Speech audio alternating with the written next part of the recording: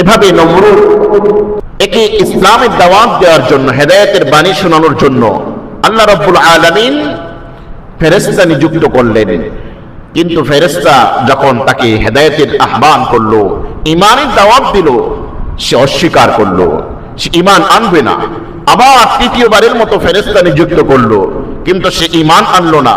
তার অহংকার এতই বৃদ্ধি পেল, সে মহান আল্লাহ স্রষ্টা মহান প্রতিপালকের সঙ্গে যুদ্ধের জন্য প্রস্তুতি গ্রহণ করলো।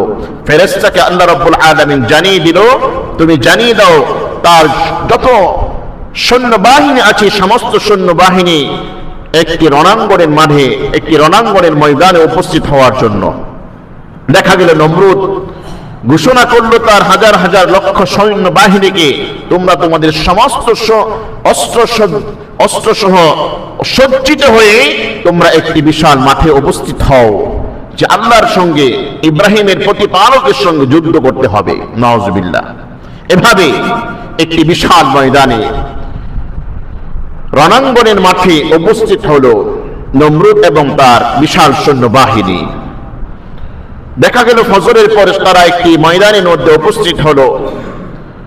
দেখা গিয়েছে আল্লাহ রাব্বুল আলামিন কোন সৈন্যবাহিনী প্রেরণ করতেছে না।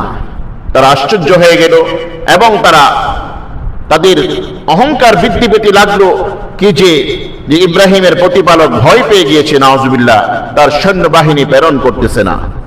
দেখা গেল দুপুর অবস্থায় যে আকাশ থেকে একটি কালো ধোঁয়ার মতো নাজিল হতে লাগলো। কিছুক্ষণ পরে দেখা গেল সেগুলো কালো কোনো ধোঁয়া নয়, বিশাল একটি মশা, যেটাকে একত্রিত হলে কালো দেখা যায়। আসার সাথে সাথে এগুলো ছড়িয়ে গেল এবং প্রত্যেকটা সৈন্যবাহিনীর গর্দানের মধ্যে বসে গেল এবং ওই সমস্ত মশা মাছিগুলো প্রত্যেকটা সৈন্য যে রক্ত ছিল শরীরের মধ্যে সমস্ত রক্ত কিছু সময়ের মধ্যে চুষে নিল। বলেন সুবহানাল্লাহ।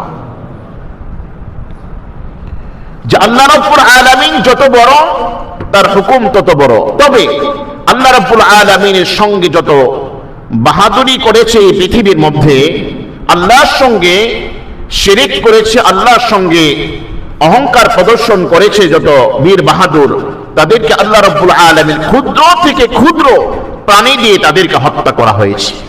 তার জ্বলন্ত প্রমাণ যে নমরুদ তাকে এবং তার সৈন্যবাহিনীকে দেখা গেল কিছু সময়ের মধ্যে তাদের রক্তগুলো চুষার পর তারা একেবারে কঙ্কারের মতো পরিণত হয়ে গেল।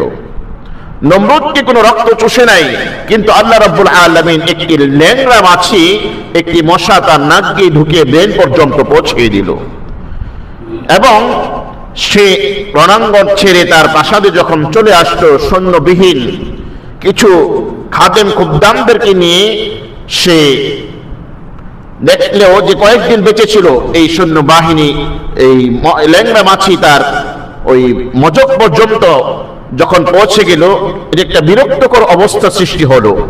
দেখা গেল কয়েকদিন সে বেঁচে ছিল, যখন তার মাথার মধ্যে আঘাত করা হয় তখন তার ভালো লাগে, চুলকাতে তো সে পারে না, কিন্তু মাথার মধ্যে যখন ঝাঁকায় কিংবা দেয়ালের মধ্যে আঘাত করে, তাফসীরের মধ্যে এটাও পাওয়া যায় যে একজন ব্যক্তিকে নিযুক্ত করা হলো, তাকে একটি কিছু কিংবা জুতা জাতীয়, আগের জুতা তো আমাদের স্বাভাবিক জুতার মতো ছিল না, শক্ত কাঠের জুতা ছিল ইত্যাদি, এটা দিয়ে মৃদু আঘাত করতো মাথার মধ্যে। কিন্তু ওই বেচারা আর কত আঘাত করবে, আর ভালো লাগে না তার। এমন সময় তার বিরক্ত অবস্থায় এমন জোরে আঘাত করলো ওই জুতার, কাঠের জুতা দিয়ে, ওই আঘাতে এবং মশার দংশনে ওই নমরুদ এই দুনিয়া ছেড়ে বিতাড়িত হয়ে জাহান্নামী হয়ে গেল। আল্লাহু আকবার বলেন।